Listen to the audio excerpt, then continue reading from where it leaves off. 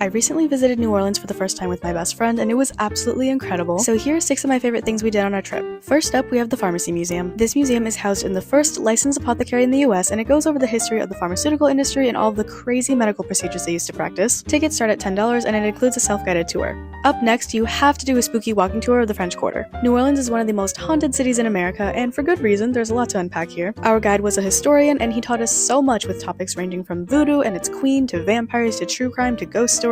This tour really has it all, so I'd highly recommend. Next, if you're like us and Bourbon Street isn't quite your jam, try Frenchmen Street instead. This street is known for its music, so definitely stop by and indulge in some of New Orleans' iconic jazz music. There are jazz clubs everywhere, as well as street performers, and bonus, if you can, try to swing by the Frenchmen Art Market to see some crazy cool pieces from local artists. While we're on the topic of jazz, there's one jazz venue that we loved so much that we went back twice, and that is Mahogany Jazz Hall. The venue is super intimate and cozy, they serve up some killer cocktails, and the music is even better. So definitely try to snag a seat if you can. Now, if you're looking to get out of the French Quarter for a little bit, Magazine Street is the perfect place to do some window shopping. There are so many cute boutiques here, as well as vintage shops. There's something for everybody. And while you're in the area, definitely stroll around the Garden District to see some of the beautiful historic mansions. And speaking of mansions, my last recommendation would be visiting the Longue House and Gardens. This house was established in 1912 as the family home for Edith and Edgar Stern, and it is stunning. They have 15 different gardens to explore, but do not skip out on the guided tour of the inside because not only is it super pretty, but it was also super innovative for its time. Oh, and here's a bonus recommendation. If you have the time to get out of the city, you should definitely book an airboat tour of the bayou. It was super cool learning about the 4 different ecosystems they have down here, as well as the animals, of course. We were lucky enough to see upwards of like 15 gators, and our guide was super passionate and knowledgeable. And yeah, that is all I have for you today. If you have any more recommendations, feel free to leave them in the comments, but thanks for watching and follow for more travel content.